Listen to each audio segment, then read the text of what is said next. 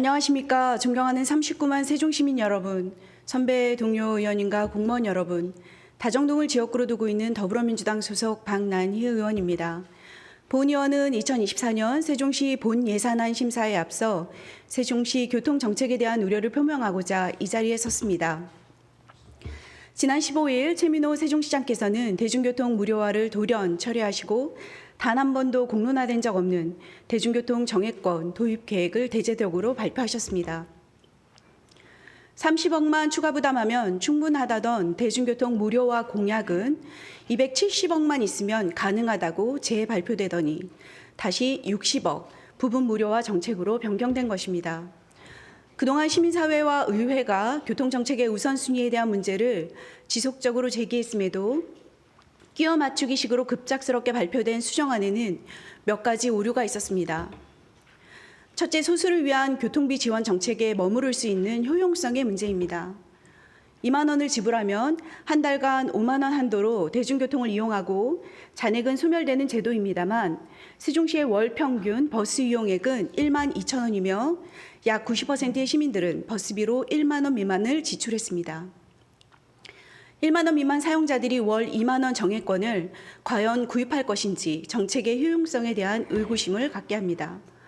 또한 2만 원 이상 버스 이용객들과 자가용으로 통근하는 시민들을 대상으로 정액권에 대한 수요 조사 없이 예산이 수립되었습니다. 특히 교통약자를 위한 정책에도 심각한 오류가 발견되었습니다. 먼저 마을택시와 장애인 콜택시는 택시라는 명칭을 사용한다는 이유로 무료 이용 대상에서 제외되었습니다. 일반 시민이 대전, 청주, 공주를 향하는 광역버스와 어울링, 셔클, 두루타를 정액권으로 이용할 수 있는 반면 무료화하더라도 장애인들은 누리코를 유료로 이용해야 하고 금남면, 장군면, 연서면 등 일부 지역의 유일한 교통수단인 마을택시를 이용하시는 어른들도 차비를 내셔야 합니다. 일부 면지역 주민들과 장애인에 대한 차별이라는 본 의원의 지적에도 과도한 비용 부담이 발생할 수 있다며 기존의 입장을 고수한 채 발표를 강행했습니다. 이뿐 아니라 대중교통 기본조례 일부 개정 조례안은 비용 축의 누락과 무료 이용 대상자 선정의 모호성의 오류가 있습니다. 이 조례안에 의하면 13세에서 18세까지 청소년은 무료 혜택 대상자인 반면에 6세에서 12세, 초등학교 연령대는 유료입니다. 특히 조례안 심사를 위해 첨부되어야 할 교통약자, 무료 교통 지원을 위한 비용 축에서가 누락되었는데 기자회견 당시 연 60억 수준이면 운영할 수 있다는 발표는 억측이었는지 되묻고 싶습니다. 둘째, 무료교통 수정안은 발표되었지만 내년 본 예산 편성에서 교통안전과 환경 분야는 철저히 외면받았습니다.